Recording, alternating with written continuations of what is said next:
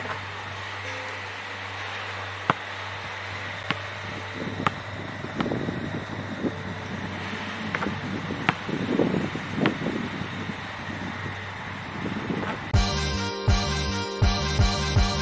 down to dunk.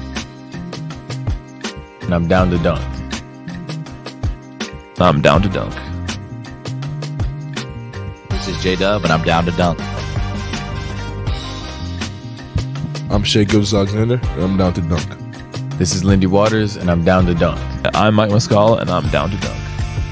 This is Jay Will, and I'm down to dunk. This is Kenneth Williams, and I'm down to dunk. This is Lou Dort, and I'm down to dunk. We say this is Lou Dort, and I'm down to Dort. This is Lou Dort, and I'm down to Dort. Cracklin Oat Bran? Have you had Cracklin Oat Bran? No, No. Okay. but it's healthy. Are you a big Oat Bran guy? I'm a big Oat Bran guy. Okay. I think I would switch it with Fruity Pebbles. Okay, eat faster. Don't put as much in the bowl. Do you have a gallon of milk I can also take home? You don't have milk at home? One cinnamon toast. Okay. Crunch. Yeah. Cereal is great. Yeah.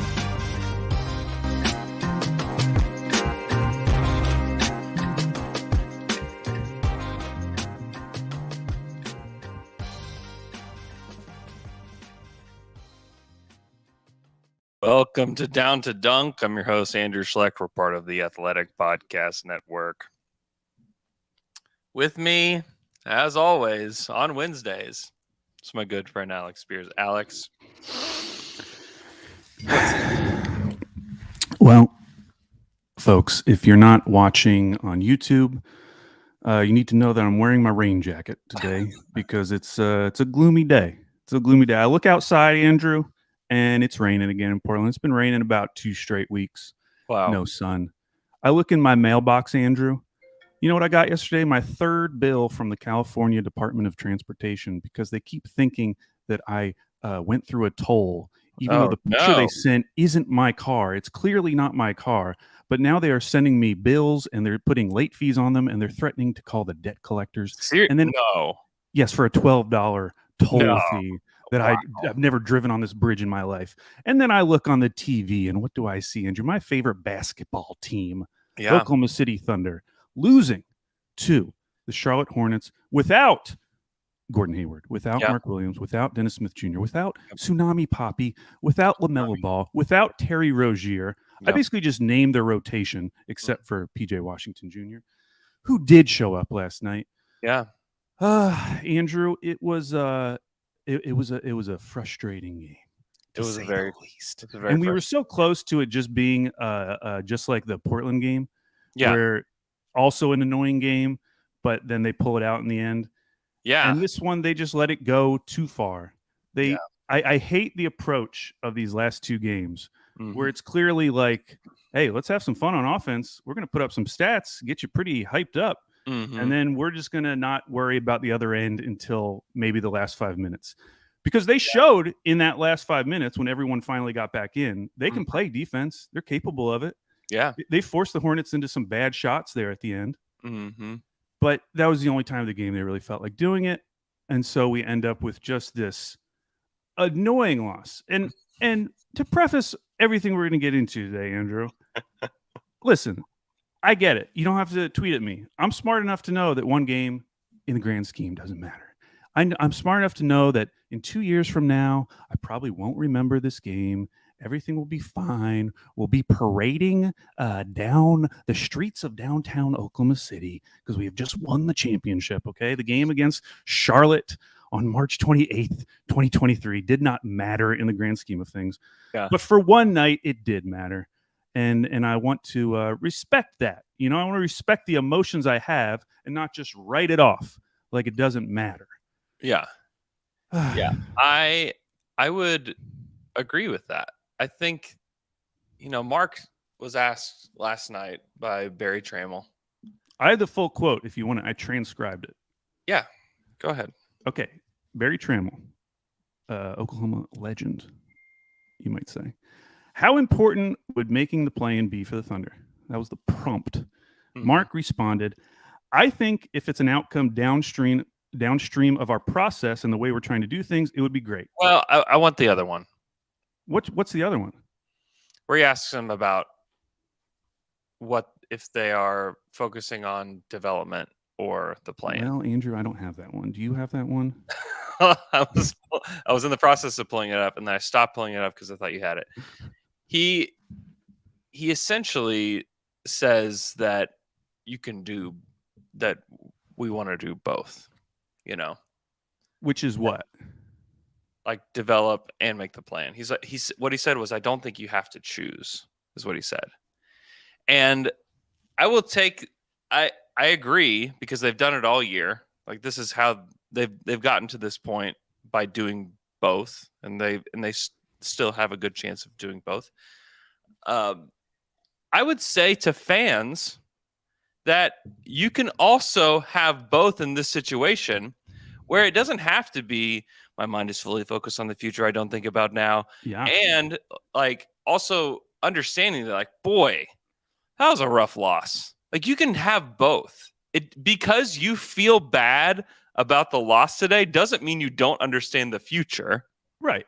I get it. We all get it. And so, like, to me, this is where you can have, like, for fans today, you can have both. Now, you don't have to go off the complete deep end about this one and think unless you want to, unless it feels good. Well, that, like, roster changes need to happen, or like, this will never work because of this, and this will never work because, like, don't go there. But if, like, this hurts, like, that's okay. I think Honestly, that's perfectly fine.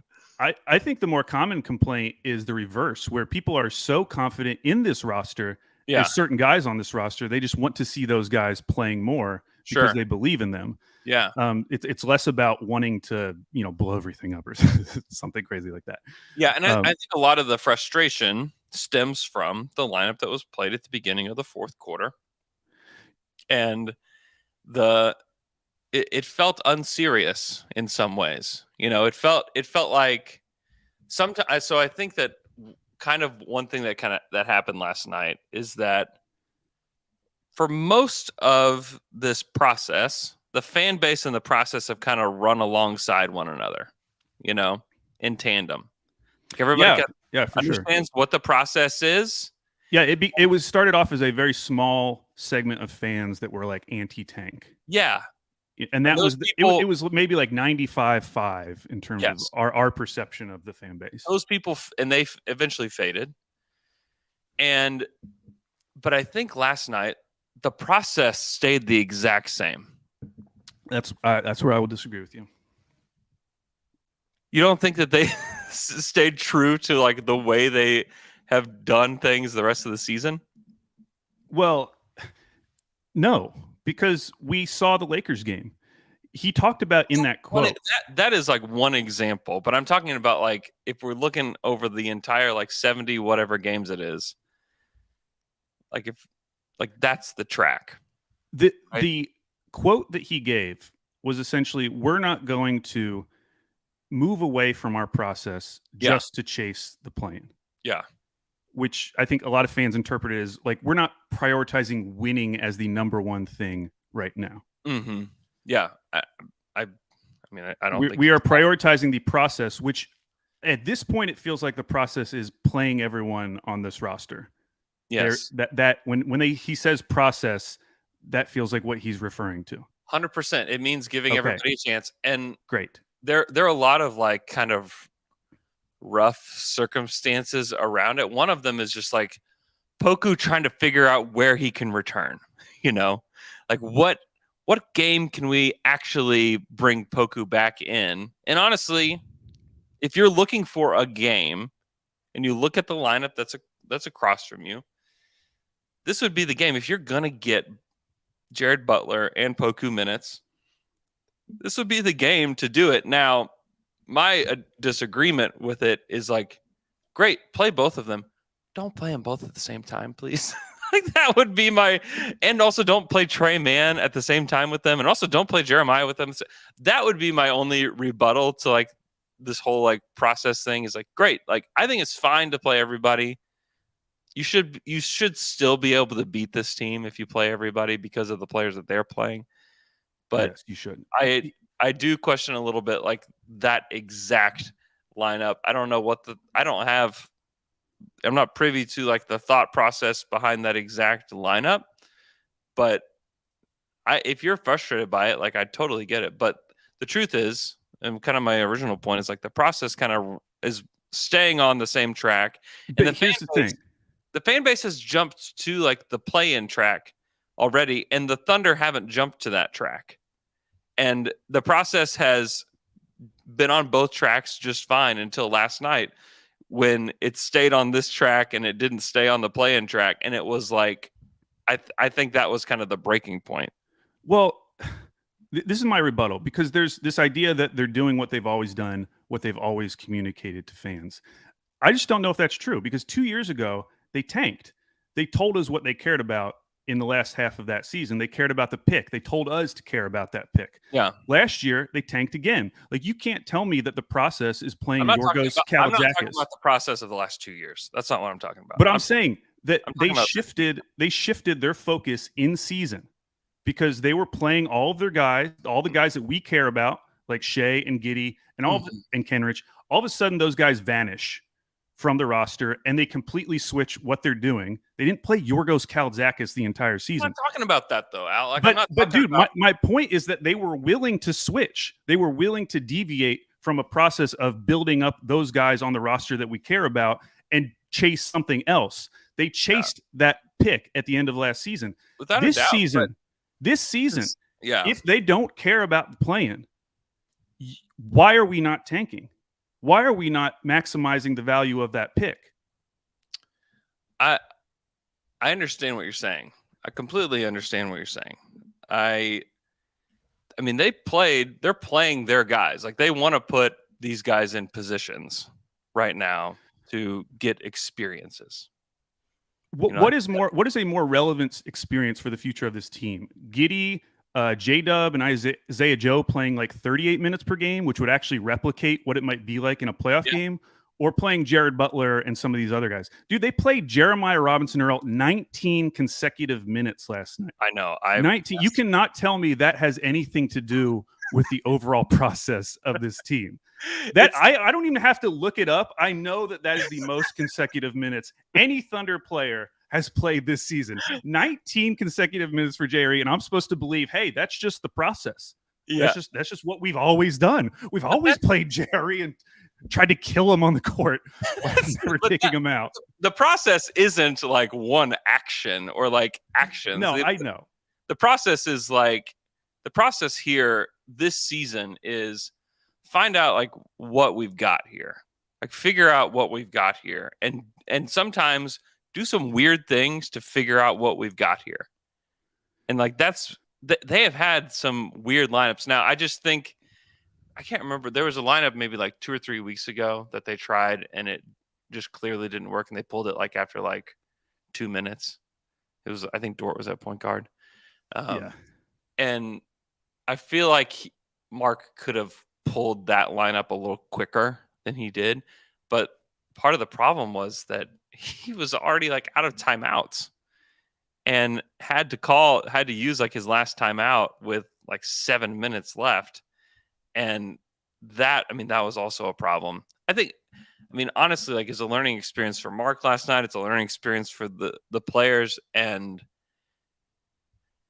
this is the team. Like, this is the way they're going to operate. And it's not agree or disagree with it. This is part of how they've gotten here, is being kind of different. And I think the Thunder can pride themselves in being different. Trust me, like, if it were me, I would have done a lot of things differently last night. I would have played Dort more than 33 minutes. I would have thrown Dort on PJ Washington, like, from like the moment that the fourth quarter started, and just said, like, please stop this guy. You know, PJ Washington had 21 points going into the fourth quarter. And then I think the Thunder threw gasoline on him as he's trying to light himself on fire. And they were like, yeah, go ahead, man. And part of that was Jeremiah. Part of that was like J-Dub was really bad on him. Really bad on him. And I think like just like the pressure that it takes to like put on guys like that are hot. Like, I think that they have to learn that. and that sucks. It sucks that you can't beat this team with Teo Maladone playing 39 minutes, because they essentially didn't have another point guard playing last night. I think like Thunder fans can more easily appreciate the process if it were a game against if this were against the Celtics or something like that. If we were 3 games out of the 10th spot, I would appreciate the process more. Sure. Because they act like they're not in this at all. That they're just kind of like hanging on. If it happens, it happens, but we're not going to chase it. They came into the game last night a game and a half out of the 6th seed, a game and a half out of 4 guaranteed playoff games, 2 of which would be at Paycom Arena. And the question that I want to know, Paycom Center, excuse me. The thing that I want to know is why isn't postseason experience important? Or why can't it be important? Because this is an opportunity for some of these guys that we feel super confident about now, that we are really excited about going forward to get postseason experience. Yeah. And my question is why can't that be important? Why isn't that important? Now, they must not think it's that important. Yeah. Because I mean, the way that quote last night, where it's like, if it's an outcome downstream of our process, basically, if it happens as a result of the things we're doing, that's great. Because it shows that we're moving along the right direction, but it's not so important that it's going to distract us from our way of doing things. Yeah. And I just I just want to know why can't it matter? Like, we know Shea wants to be there. He's posting about it. All these guys want to be there. We know it matters to the players. We know it matters to the guys that we care about. Yeah. Why isn't it a higher priority? Why can't it be? Why is it so crazy to you're a game and a half out of the 6th seed? Like, I'm not asking them to go for it when they're 3 games out of the 10th seed. You're a game and a half back of the 6th seed at the start of that game. Like, you're in it. You're right there. Is that not a game of consequence? If that's not a game of consequence where you actually have a chance to guarantee a playoff spot if you play really well, and the way their schedule was lining up, like if they had won those 3 games in a row, I guess it would have been 4 games in a row with the Portland game. Yeah, they would have been right around the 7-8 seed and probably like a game back of whoever was in the 6th seed. Yeah, with that final stretch to go. Yeah, that seems like a valuable stretch when we're talking about development. Yeah, and the margin was slim. I mean, they're really like a giddy free throw away from possibly going to overtime from doing that, Yeah. And so it's not like they were just absolutely slaughtered by the Hornets. Like, they were right there, and man, they were so dejected after the game. They were so dejected. I told this story on Thunder After Dark, but J-Dub went last, and he was super bummed out. He kind of walks in, sits down, he asks his questions, blah, blah, blah, blah, blah. Like, what are you really going to ask him? What is he really going to say? Like, this sucks. It's kind of like the gist of this. And we're going to learn from it. Feel like we executed well down the stretch, but it was kind of too little too late, blah, blah, blah. Anyway, so the McDonald's All-American game was on the TV. In the media room set up, there's a so there's rows of chairs. There's the cameras are behind the rows of chairs, and then there's the stage in front. And then to the left is a big TV and some chairs and this Thunder backdrop. I think it was originally purposed for Thunder pregame stuff. I just don't know that they use it for that anymore though. And usually, so there's there's a front door that we all use, and there's a back door that the Thunder personnel use and Thunder players use. And usually the players come in that back door and go out that back door, back to the locker room or wherever else they're going to go. And J-Dub saw that the McDonald's All-American game's going on. His brother's in it, Cody. And he goes and he sees it, and he just goes and he just plops down in one of the chairs and just sits there and just stares at the TV. He's just almost lifeless. And it's funny because the way that, I don't know if you guys watched the McDonald's All-American game, but the way that it played out was the West team, which was the team that Cody was on, they lost because they missed free throws at the end. And it was just kind of funny. I wanted to point it out so badly, but knew that it was really bad timing. So I just asked him what number his brother was in the game instead. So I just asked him information I could Google. Yeah. He was like, I don't know. I think he's number 10. It's like, okay. But he just kind of sat there, and then like media, filed out, and he just sat there, just like completely dejected by this game. And I am so curious. It's kind of good for this team that they have the game tonight and they don't have to like sit in this for too long and that they get a chance to respond. I'm so interested to see how they respond against the Pistons, because the Pistons are a really, really, really, really bad team. They've lost 6 in a row. They're 16-59. If the Thunder beat them tonight, they'll have lost 60 games. 60 games. Like, that is so many games to lose. They need to come out and like show some spirit on defense. Offense was great. Like, I have no complaints about the way they played. They got downhill. They made shots. Isaiah Joe was on fire. I mean, career high for Isaiah Joe. Awesome. Josh Giddey finally broke 30 for the first time in his career. He almost had a 31, 10, and 10 game. He just had missed it by 1 assist. I mean, 31, 10, and 9 is insane. Like, that's an insane line. But we also have to factor in that, like, boy, Hornets were just like, come on, guys, get your stats over here, and just let them do so many things on offense that the Thunder were just like, almost like, let's reciprocate this. Tam Maladone, have yourself a game. It just felt like, okay, if they would have played with just like a little bit more force defensively, I think they would have had this one in the bag for like 2 minutes.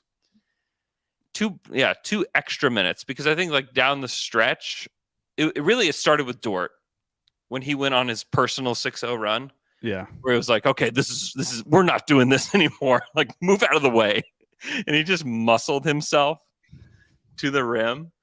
I thought that was kind of amazing, and he set the tone. Like, it's just like it's just funny in context of the conversations that have been going on around Dort and the team. Like, prior to that game, is like people are like, man, Lou Dort stinks. Like, he can't be the starter move forward, blah, blah, blah, And then ends up being Lou that's the guy that kind of is the catalyst to this. And it's like, okay, yeah, that's kind of why this guy's important to the team. Well, and he's the vet now. I mean, he's with Shea out. Yeah, with Shea out. Yeah. And last night was also a night where you're like, okay, if Kenrich Williams just like plays 13 seconds in this game, the Thunder win. The Thunder win. They probably do. Although I do want to bring up, because Jay texted us in the middle of the game and said, man, they could really use Kenrich. What is their defensive rating since he's been out? Yeah. Assuming it would be really bad. Yeah. Before tonight, since Kenrich has been out, OKC's defense has been ranked 7th in the league, which blew my mind. I wasn't expecting that. I thought, okay, maybe it's like middle of the road or slightly below average. They were at 7th. Now, after last night, it did drop down to 12th. Mm-hmm. So a little tumble down the standings. Yep. But yeah, it was. First of all, Teo, that was more emotion than I saw from Teo. Oh my gosh, Teo was yelling at Dort at one point.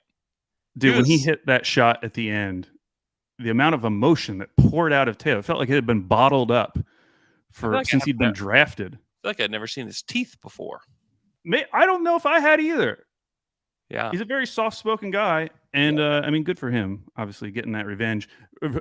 Right after, like, Dennis Smith Jr. gets his revenge on the Dallas Mavericks in the previous 2 games. Mm-hmm. A couple of the arguments I don't like hearing.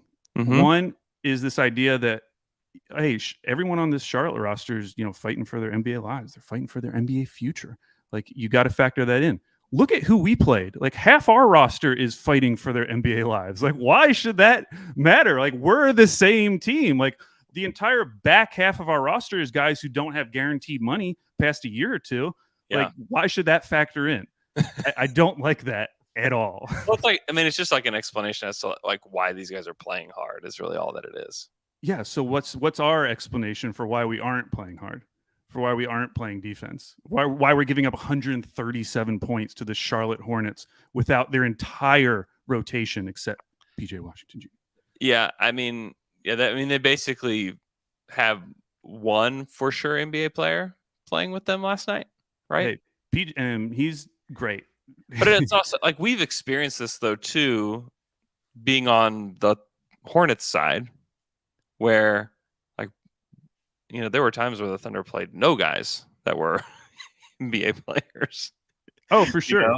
And competed hard, and it's like, how are we in this game? And we're thinking they have to lose this. What are they doing? Not only were we thinking that, we were like finding little nuggets during that time of like, oh, this guy might be a piece long term. All turned out to be fake. All turned out to be fake. And the Bryce McGowan's hype that might be going on, the Kai Jones hype that might be going on after this game. Like we can send you a little note, Hornets fans, like don't believe any of it. If you think Svi is good, like we've been fooled before with some Svi minutes. Yeah, I mean, he was also very good last night. It was like the zombie Thunder plus PJ Washington. Just losing to those guys was particularly rough. But I want to get back to this idea, like that the play-in isn't important, or that it's not like something they're really thinking about, because it doesn't. It sounds like if it happens, it happens. If it doesn't, it doesn't. Because for me, that by extension means that getting postseason experience for these young guys isn't a top priority. While also trying to convince me that playing Giddey and J-Dub 30-plus minutes in a March game is important. And I just don't know how those balance out, because if the play-in doesn't matter, I'm going to go back to what I said at the beginning. Why aren't we tanking? Like, if trying to get developmental minutes in the playoffs for guys who will actually be on this roster in 3 years isn't important, then why aren't we prioritizing our pick? I mean, I've been choose dumb this whole year. Mm-hmm. Choose dumb, choose dumb, choose dumb. Part of choosing dumb is believing that your team is prioritizing winning, that your team wants to win. And that's why that quote last night just rubbed me the wrong way, because I've been on this choose dumb bandwagon the whole season. Yeah. And then they tell me, getting to the play-in, which means winning, because you need to win to get into the play-in, isn't really our number one priority right now. Yeah. And it just like hit me really hard, because I've really enjoyed this season and the ride of this season. And it just felt like getting my legs cut out from under me with that quote, because it's like, okay, fine. Well, if they don't care, like, why do I care? Why do I care about this team making it to the play-in and maybe getting some postseason experience? Yeah. If the team doesn't care, why should I care? I understand your feeling on it, but I don't think it's like as binary as you're making it. It's not like make the play-in or tank.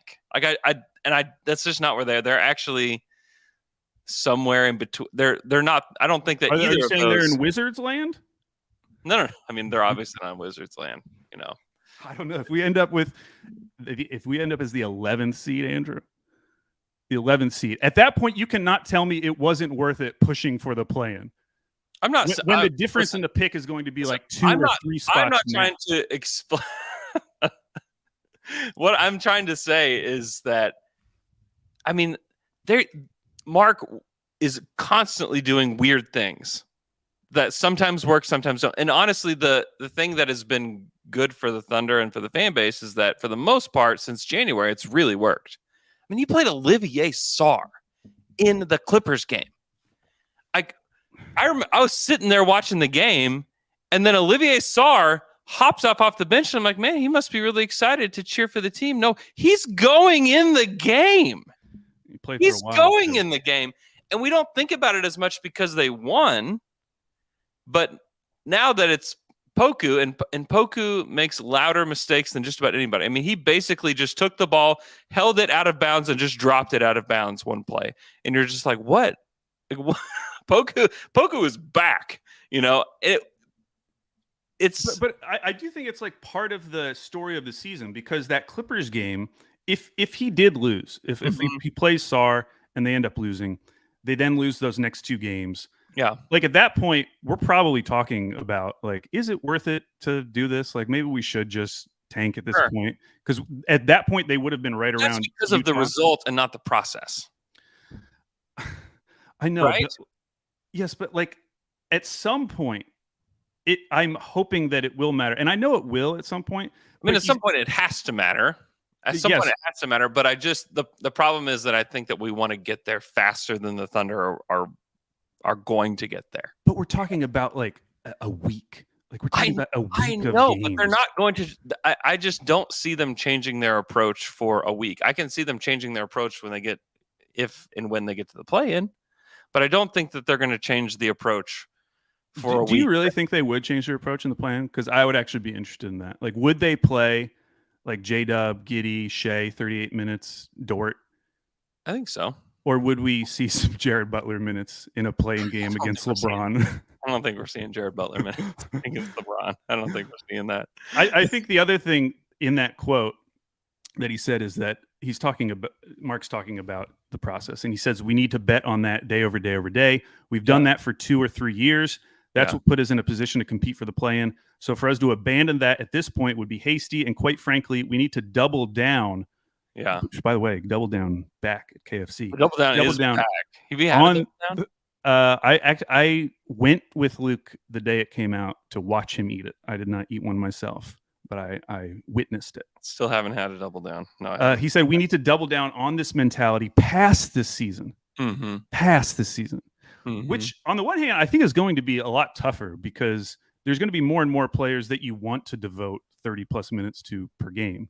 Yeah. So I think it will be harder to play these extended lineups. It'll be harder. And also I think the way that they're building, like they're just going to have better players too. But do you think the idea of what they're doing, the idea of the process is we're actually trying to find players, diamonds in the rough, like Isaiah Joe, who could potentially be in like a 8 to 9 man rotation, or is the idea we want to have a roster of 14 guys that we can play any given night and they're all good? Which do you think is like more likely their long-term goal? I understand your question. I'm not sure that it's like pick one. I think that it's kind of I think the Thunder, just from a observation, want to be as unconventional as possible. And I don't know what the end result of that looks like. I think some of it is, yes, they want to unearth players. Like the way Isaiah Joe's, he's like a real player, man. He is, yeah, absolutely. This process helped them, unearth Isaiah Joe, and that's great. And I think they want to give Jared Butler that same chance. I think they still want to give Poku every chance, and it's hard. And I know a lot of people are like, well, I'm just done with Poku. Like, this is over. Like, he stinks, yada, yada. Like, I don't know. They've devoted a ton of resources to this guy. This is his first game back, like his very first game back. And it is rough timing. I mean, you wish that he would have gotten hurt in November and like tried to come back in, the middle of January or whatever. But trying to come back during this stretch, it's like, oh man, like we love you, Poku, and we want you to play, but this is just like you're praying, like not now. We not love now. you, Poku. We love you, Poku. No, I mean, you know what I mean? It's just no. I get it. If that's the case, like I'm asking you, Andrew, personally. Yeah, me personally. If that's the case, that they want to develop some of these players like Poku, like Ousmane Dieng. Yeah. Would you rather them do what they're doing, or would you rather them say, hey, let's actually like give these guys 25, 30 minutes a game, do a version of last year, but with better players? Like, we don't have to bring in guys from the G League, bring down the minutes of J-Dub or Giddy, or maybe sit them out alternating games to really explore the roster if the play-in isn't like a top priority. I mean, I want to see J-Dub play. I want to see Josh Giddey play. That's what I want. That's what you want. Yep. I mean, that's what I wanted. That's what I wanted, Andrew. You still don't want it? As part of that, I would like them to be trying to win these games at the end of the season. You want them to want what you want? I do want them to want what I want. Okay, here's maybe a bit of encouragement. What? Is Shea playing tonight? Is that what it is? I have no idea. I thought that's what you were going to say. Oh my gosh, the amount of like people not understanding the Shea stuff is on Twitter is comical at this point. Where I think I sent you guys a tweet that I got this morning that I like. Well, you know what? I want to stop you right there because there's this idea Uh-huh. where we're just, and I mentioned this earlier, but this idea that we're kind of just like on the fringe of the play-in, playoff, whatever. Mhm. And that, like, do you really want to go for it? Like, we're just going to be the 9 or 10 seed. Yeah. You agree that if Shea didn't get COVID and Mhm. played in those 5 games, we would be having a much different conversation right now. Yeah, 100%. This team would be a 6th, 7th seed right now, even with that loss last night, Probably so. because they would have done better in those 5 games. Probably so. There is a real team in there. And I we've agree. seen, I mean, the stats are telling us that, whether it's like the net rating or you look at the Pythagorean theorem, like how many wins this team should win. Mhm. Like, I think that's what's grinding my gears a little bit, is that I know that team is in there and I just want to see them commit to it for 7 games. Yeah. No, 7 games. Yeah. I mean, if that's your view, I think you're going to be frustrated for 7 games. And Oh, I know. 2, I'm prepared. I do think that there's the team in there. That's why I'm not Team Tank right now. So Is if that team is in there, Mhm. why is it not valuable to get them postseason experience? Why is that just not? I don't think the thought is that they don't think it's valuable. But it's not number 1 priority. Development and Because development was not the number 1 priority at last season. It was not the number 1 priority. at the 2 end of the seasons ago. season, at the end of the season, it was not. It was not. It was a pick. Yeah, it was a pick. They adjusted their approach. Yeah. And now they're telling us that we The never whole adjust our approach. This is what we always do. We've always been about the process, always been about development. We wouldn't change anything. I'm just asking, like, why is it not worth changing when you're in this position? Game and a half out of 6 going into that game. That's all, Andrew. I do want to mention with the rotations. Oh, I had some encouragement. Oh yeah, what was he? Is Shea playing? No, Shea's not playing. Let me tell you about a tweet. No. So the teams that are fighting, there's 5 teams basically fighting for the play-in Yeah. right now. I think Utah's like going to start really pulling the plug. Do you think? Yes, I'm counting them out Yeah. Okay. I am too. to my own detriment. They'll probably win their next 5 games. Yeah. So Minnesota, New Orleans, Lakers, OKC, Dallas. So Yes. Big of win those- for the Warriors last night. to separate.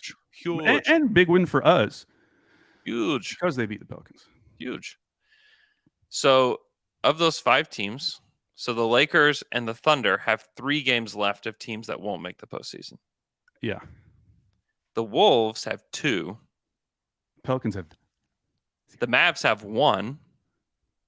The Pelicans have 0. the Pelicans have the toughest end of season schedule It's- I've ever seen. It is terrifying, and that's just like a little bit of encouragement that you look at the Thunder schedule, you feel like, oh my gosh, this is actually really tough. Well, it is not. It is actually the easiest. Them and the Lakers have the easiest schedule of the 5. But as a reminder, we said that like a couple games ago, looking ahead to this game that we just watched. Yeah, well, the NBA is unpredictable. The NBA is, and this West is completely unpredictable. So I'm just saying there were definitely people that are just like, well, it's over now. No, it's definitely not over. Thunder out of this now. It's like, well, They should still probably be favored to make the play-in, even with if they that won loss. tonight. Yeah, if they won tonight and Friday night, I think they're feeling a lot better because then they still have a game against the Jazz left. It's not over, but I don't know. I don't want to tell people how they're supposed to feel about this Good, loss. good. last We don't night. because we don't want to hear it. I know. We don't feel the way we I don't want to tell people because honestly, I think that it's okay to have those basketball feelings, and it's okay to also understand the future within that, and it's okay to feel upset about rotations. Like welcome to having a real team to root for again. Yeah. No, that game was last night was a shift for me because I'll be honest, there were points over this last 2 years where I genuinely thought that maybe I'm just not into the Thunder as much. Like maybe I'm getting a little older. Maybe my perspective is changing just because I wasn't working up. The emotions weren't coming naturally very often. You know, I was kind of just in this like, this is bliss, like whatever happens, Whatever happens, happens. cares? We're having- Welcome to the gravy having fun. zone. And there was a part of me, I wasn't worried about it, but I was just like, Yeah. maybe this is just a different phase of my sports fandom as I'm getting older. Yeah. Last night was a reminder to myself that is not true. I've just been in hibernation. It's been in hibernation, and Yeah. that game awakened the beast, Andrew. And now the beast is out. I do want to talk about the rotations because you mentioned that rotation at the beginning of the fourth quarter, which was J-Dub, Poku, Jared Butler, Jerry, Trey Mann. Yeah. They started that quarter up 6, down 3. What's up 6, sorry, and then when they left, they were down 3. Yeah. What's interesting is that exact same lineup started the second quarter, except for Jared Butler swapped out with Usman Jang. It was J-Dub, Poku, Usman Jang, Jerry, and Trey Mann. Yeah. That roster or that lineup went into it down 3, and when they came out of the game, they were up 6. Yeah. So that roster was that lineup was a +9. Yeah. And then you swap Butler for Us, and it ended up being a -9 at the beginning of that fourth quarter. Because I was originally, as I was rewatching the game, I was like, oh, maybe Mark saw that lineup at the beginning of the second quarter and was like, I can get away with this for a few minutes, and then just pushed it a little too far. I was like, instead of Us, let's just see what happens with Jared Butler. And then I think the bigger mistake, because, when they exit the game, they're down 3. Mm-hmm. The bigger mistake was that lineup that came in, and I don't even know if it was a mistake because, you look at the lineup, and it's J-Dub, Dort, Giddey, Isaiah Joe, and Dario Saric. They should That should have been fine.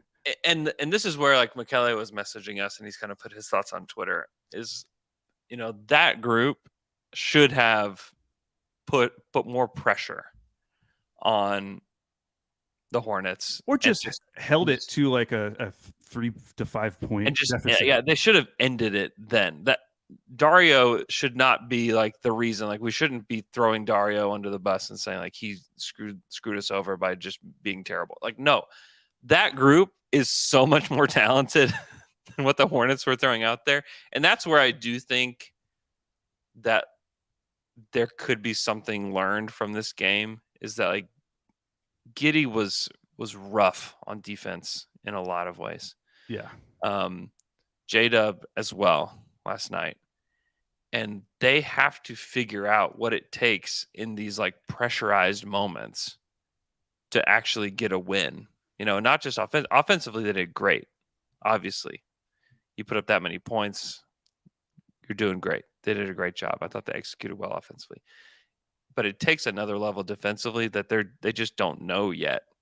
And that comes with experience, that comes with, and sometimes a loss that just stings is going to be more impactful than if Giddey does make that free throw. And if they do go to overtime and win, I don't think that it's oh, okay, great. This is what we did was fine. Yeah. Not a big deal. Yeah, no, it's cool. A W is a W, and we'll move on to the next one. I do on some level think that losing a game like that could end up being long-term, mentally a good thing for them. But that is in no way me trying to justify what happened last night. But I do think that a potential outcome of Giddey and J-Dub just being hey, gosh, we really wet the bed defensively in this game. We just can't let those kind of things happen. And I'm just curious to see how that plays out tonight against the Pistons. You want them to come out. I mean, this is sort learn of the lesson, yeah. Learn the lesson. Let it be something that helps you, and it could help propel them to an extra win later on this season. We just we're not expecting yet. Yeah, we just don't know the outcome. About yes, this seems really bad right now, but it could pay a dividend against another team because I'm not playing like that ever again, kind of thing. So I don't know. I certainly can't get myself too worked up about this.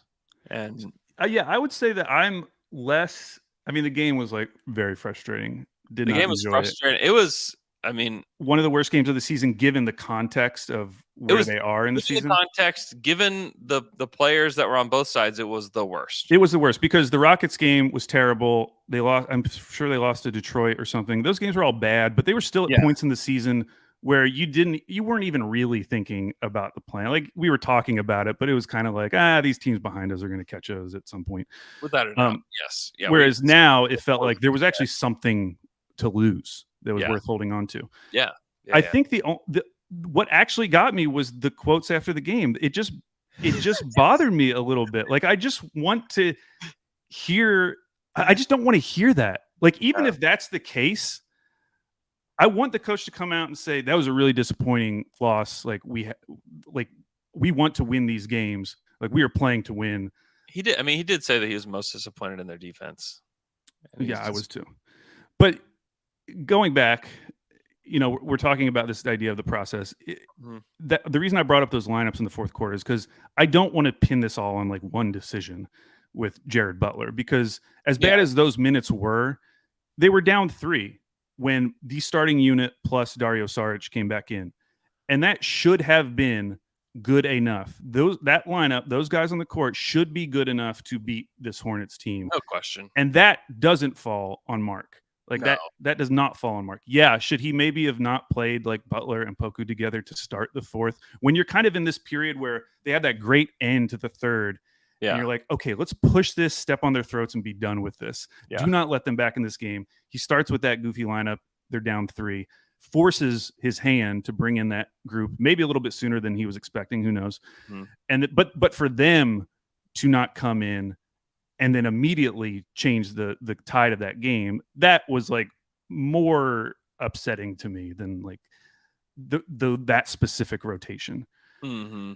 Yeah, I agree. I think if I were to try to predict what Sam Presti would say if he had a press conference after this one, I think he would say that he would insult us all by saying it's first level thinking to blame Mark for that one lineup and say that's the whole reason that the game was lost. Yeah, for sure. I get that. And the conversation about the process and playing, 12 to 14 guys a night, that's like a bigger, philosophy of this team that you can't just point to one single lineup, even though that lineup is a result of that philosophy. Yeah. I think, and that's also like where like the Thunder fan base and the team are not fully on the same page, where I think the Thunder are still pretty zoomed out with what they're trying to do. I mean, that was the most zoomed out answer Mark could have given after that particular game. I think that is I do think that that's the posture that they're taking, and I think the fan base was zoomed in on just like this one game, and not only this one game, but these one possessions. Not even one possession, but it's like this like one little thing that happened. That's where the Thunder fan base was last night, and that's where it's hard with. Like Royce was putting a bunch of like pretty big picture stuff out there, and I don't think that's a coincidence. I think that that's how like the team is thinking, and I think that he's like trying to put the thoughts of the team out there, and that's where like the team and the fan base as like two entities have kind of like they diverged last night. Now I think fans will come around, like if they beat Detroit tonight, I think that everybody will come back together like, all right, we're fine, everything's cool. Jared Butler will have 20 points. Yeah, Jared Butler's going to score 30, and everybody's going to be like, yeah, okay, I get it. You know what? I actually think he might be a long-term piece. That's right. Is he? I mean, could he take Isaiah Joe's spot? I mean, honestly, no. I mean, I just think it's just one game that will not mean any. Like in 2 years, we're not going to be talking about this game. No, for sure. For me, it's more about the messaging. I think sometimes it's worth like lying to us. It's worth holding that back just because of how far apart the fan base was at that like current moment. Is that what you mean? Yes. Yeah. Just like tailor the messaging a little bit so we don't feel like you don't care about winning at all. Because in the moment after that game, the last thing I wanted to hear was like, yeah, the play-in isn't really that important. I mean, if what happens, what happens. Because like I said, team choose dumb. I've been on this ride the entire year. Sure. And to get punched in the gut like that after that game, it was like Yeah. it was a double gut punch actually, because the game itself was a gut punch, and I got punched again, Andrew. Yeah. That's where I just think the messaging could just be. I mean, he could have just said, "Yeah, we'd love to make the play in. Like that'd be great to get experience for the guys." End quote. We're done. Yeah. You don't even. I wouldn't even say have we'd thought love to make about the it. play-in. Like you could just say the play-in would be a good experience for our guys. That's it. Instead, we have to like keep reiterating the philosophy, which I like. I Yeah. get it.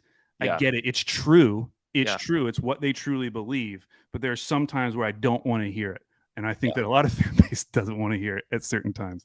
Yeah. And especially when he talks about, hey, we're going to do this going forward too, because there is going to be this push and pull of the Mhm. Thunder trying to convince us that there shouldn't be expectations on this team, Mm-hmm. and the fans completely rejecting that. That is going to happen to this team. And I think that it would be smart for them to recognize that and adjust their messaging appropriately, even if they're continuing to do like these, playing the entire roster going Yeah. into next season, Yeah. because there are going to be very significant expectations on this team. Whether that's right or wrong, that is what is going to happen. And they should be prepared for that.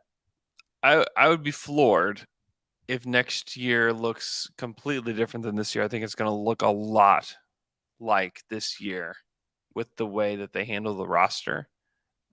I think that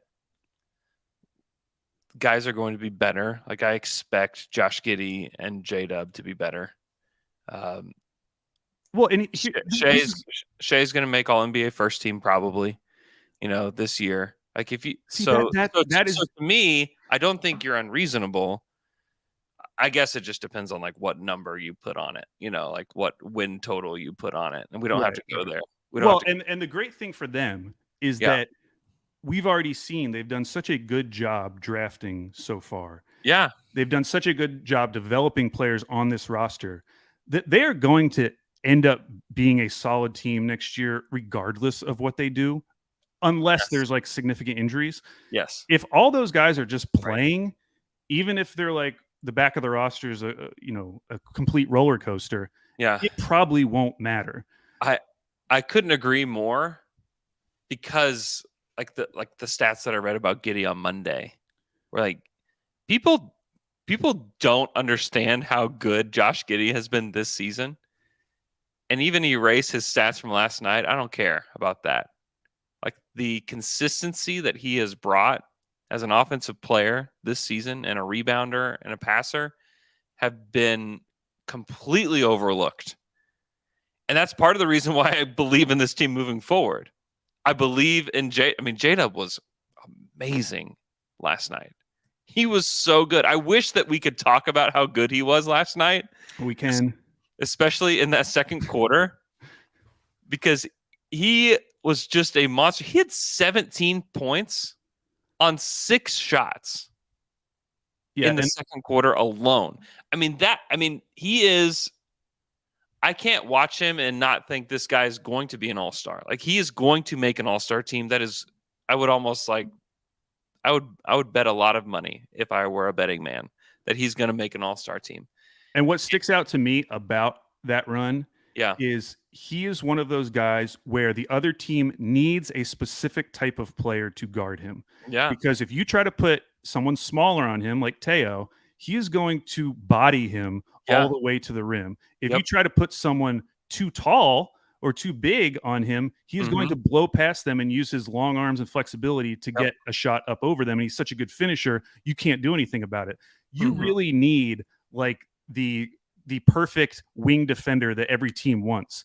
Like you would need to put someone like OG Anunoby on him to really mess up his game right now. Yeah. And that's what's most exciting because we have played players like that. I mean, every time I watch Devin Booker against the Thunder, it's like, yeah, we have Lou Dort, but I don't know if we have anyone who can honestly stop Devin Booker. He is so good against this team. And there's other guys in the league that I felt that way about as well. And that's what's most exciting because that's the superstar trait where the other team really needs someone. Like the whole idea of a Harden stopper back in the day, like that was such a sign of respect to Harden that you needed such a specific type of player to just try to slow him down. Yeah. And that's starting to feel that way about J-Dub. Yeah.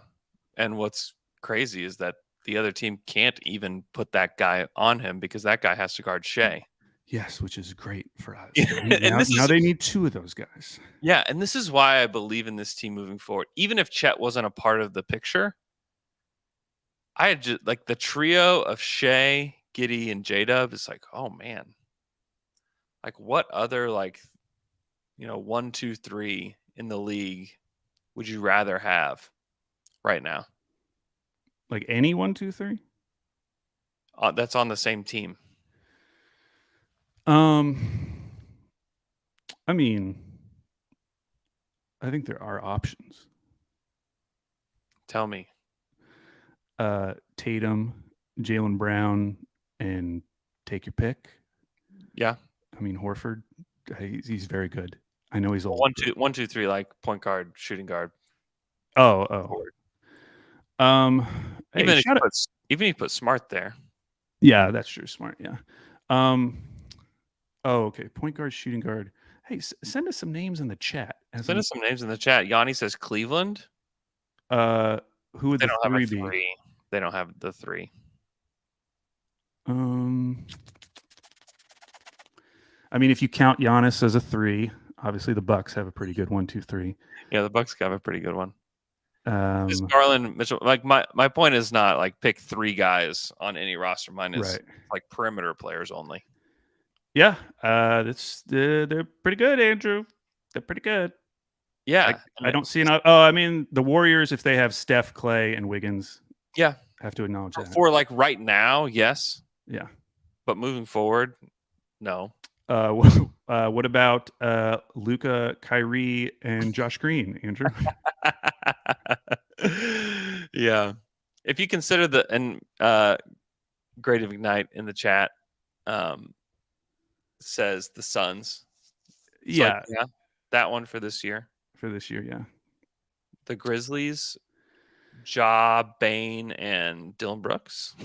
Dylan Brooks. See, like that's where I'm saying like those 3 are just quite. It's pretty dynamic, and I think that they're going to be good for a long time. And Jada's only 21, and Giddy's only 20, and Shea is entering his prime. I mean, it is crazy to think about him making All NBA first team, and I think he's going to do it. Some of it is like just injuries to other players and the Blazers being so bad, so bad. Because I think if they were just a mediocre team, I think he's a shoo-in for All NBA first team. Yeah, I do too. But he's not because they stink. And Honestly, they could have kept playing him. I don't think it would have mattered. I don't think they were losing anyways with him. Yeah. Yanni says Westbrook, PG, Kawhi. Let's go. I just think I think a lot of that trio, and then you add like the Chet element of it, and this is just also why I just like can't get like too mad about anything this season. Is like, okay, what's next season? I want to see what happens, and I think I have a strong belief in what this team can do moving forward. And there's gonna be bumps in the road. There's gonna be ups and downs. That happens with every single team. I mean, the Celtics lost to the Wizards without Beal and Kuzma last night. Yeah, I felt so bad for Josh Robbins. He wrote this article about how they should prioritize the tank. Yeah. And then he had to write this article last night that was like, well, the Wizards win, hurt their lottery odds.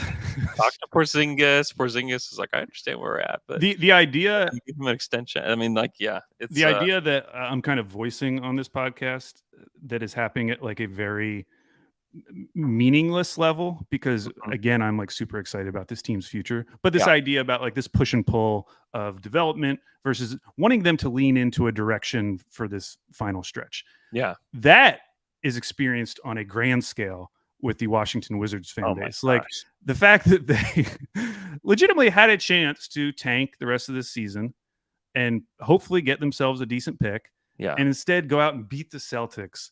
beat the Celtics. This meaningless win that means nothing for them. And then to have Shams come out this morning and say they're in discussions on an extension with Kristaps Porzingis. Like, I know. what a 1-2 shot for Wizards fans, where it's like, know. we're going to run this back. They're going to tell us when all these guys are healthy, they're so-and-so, they have a so-and-so record.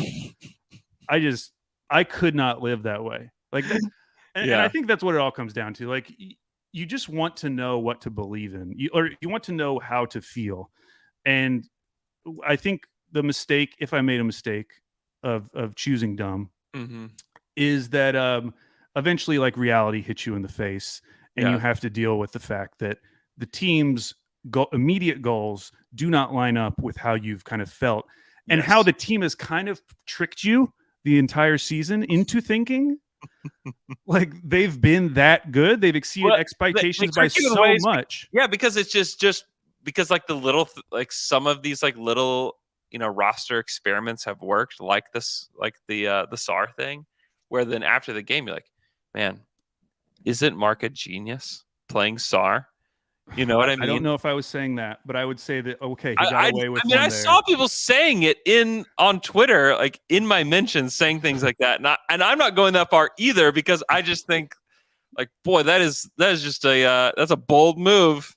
That's a really bold move. Here's a crazy thought, Andrew. Like, if you're actually trying to win that game last night, but also trying to develop the roster, wouldn't Olivier Sarr had made more sense? They got so many offensive rebounds towards the end of that game. And not like Olivier Sarr is an amazing rebounder, but he is tall. We all agree on that. I might have actually applauded seeing Olivier Sarr, or at least it would have made more sense to me at that point in the game. Yeah. No, it's just, I mean, it's all just funny. I think that, it's okay to be upset. I also just think like we just need to be aware that like the team is going to stay zoomed out for a little while, with regards to like how the team is viewed. And just know that if these moments happen, and who knows, maybe it happens tonight. I have no idea. I don't know what's going to happen. I did not predict that last night was going to happen that way. I don't know. I don't know what's going to happen. But like the team is going to continue on the same path they've been on, in that they're going to stay zoomed out. They're going to stay future oriented in some ways. And just the fact that they have a guy who's going to be at least in the Coach of the Year conversation. They have a player that's going to be in the Rookie of the Year conversation. They have a player that's going to be in the MVP conversation in Shea.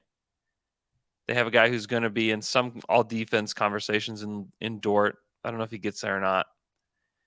I mean, you think about, they have all of those guys, plus a guy in Josh Giddey, who I think has had a completely overlooked, underrated season.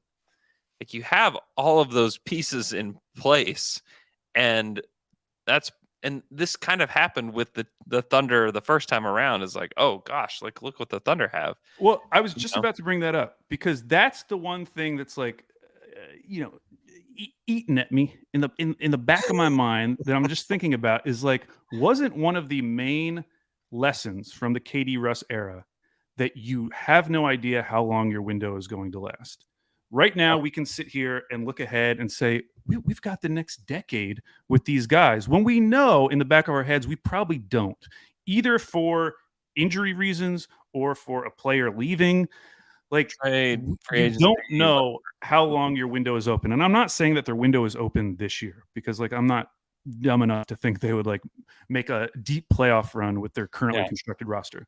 But next season, if they play the way I think they could potentially play, we're going to have to start talking about their window being open a lot sooner than we were probably expecting it to. Like, if they're the 4th seed next year in a similar Western Conference where it doesn't feel like anyone is really grabbing it, we're going to have to start talking about their window being open. And the question then is, do we do the same things that we did in the KD Russ era? Now, the big difference is that we have way more assets this time to go and make those moves, but are we going to make those moves? Because those moves didn't come in their era. Well, I should mention the Perk trade. That was obviously a big move. But like post Perk, the next big moves didn't come until that 2015 season when they made the move for Cantor and for waiters. Mhm. Like getting those type of guys who they were trading for to actually be a part of the rotation immediately. Yeah. When does that happen in this process? Because at some point you do have to shift. Yeah. You do have to pivot to we're going all in. Yeah. And It's a good question. I just don't I'm just fearful because of how the Katie Russ era goes. I don't want to rest on our laurels and just feel like everything's good. We've got a decade ahead of us. The future is bright. All three of these guys are going to stick together forever Mhm. because we know that's not going to happen. Well, I would say that first they have to figure out what they've got, and you have to figure out what you got in like a pressurized situation, and then What's great for learning about what you got in pressurized situations, Andrew? playoffs. Playoffs. That's how you. That's the exact Rules. spot that you learn those things.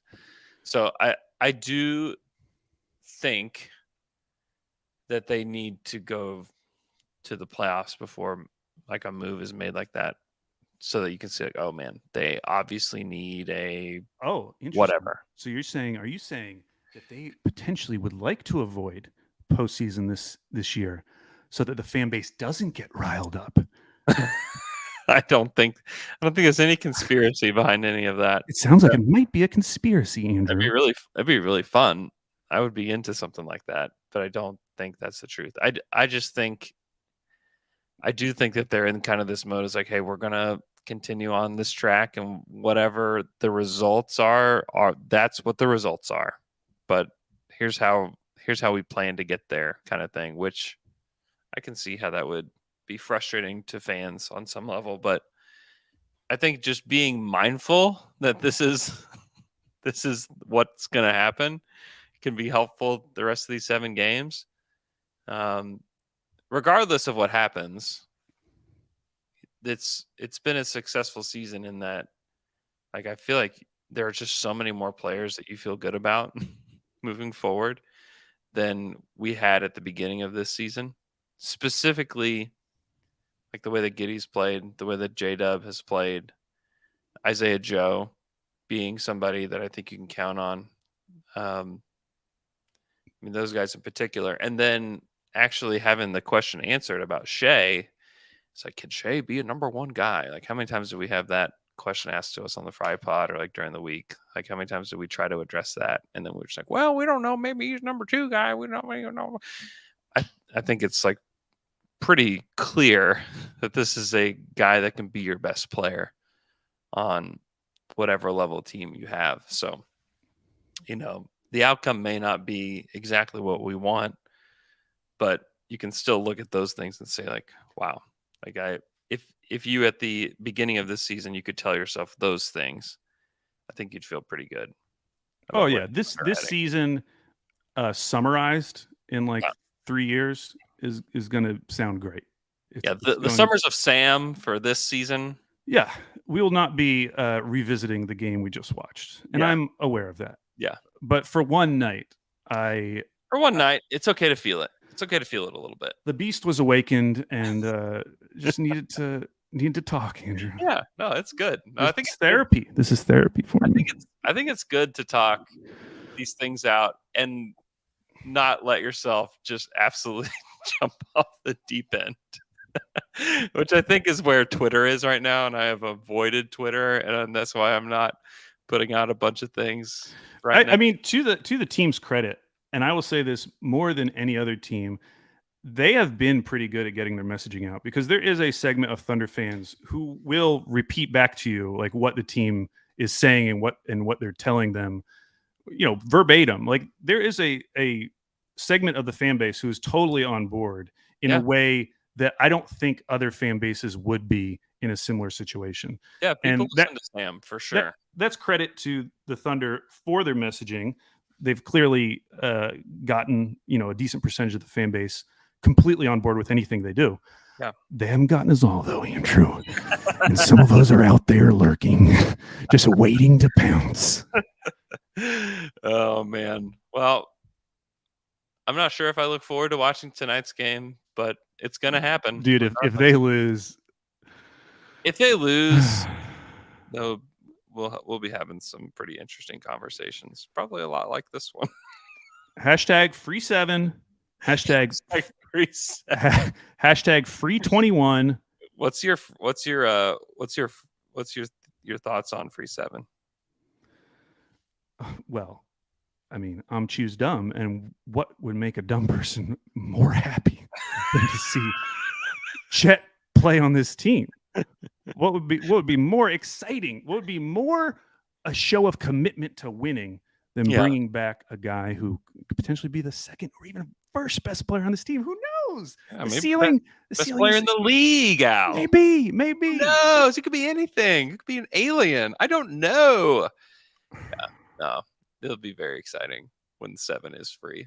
I just also I don't know how many times I've had to answer this question, either just to like people that I'm around or to like people on Twitter. Yeah. And it's funny, like people will typically just ask me in like DMs, like they don't want to ask it publicly about Chet. But it's like, yeah, he's not going to play. Yeah. Yeah, he's not. I think they come to me after they've DM'd you. They're like, well, maybe Alex will lie to me Yeah, and say maybe. Alex will help me feel that everything I'm doing, like validate me, Alex. Hey, tonight Happening. OKC plays Detroit. Dallas is in Philly. Yeah. So by the end of the night, we could be right back where we were a night ago. Yeah. With, a solid 1-game lead, which is really a 2-game lead because of the tiebreaker. Yeah. And everything will be fine. Yeah. Who knows? Everybody just take a breath. Just take a breath. Is Embiid playing? I don't know. Unclear. Yeah.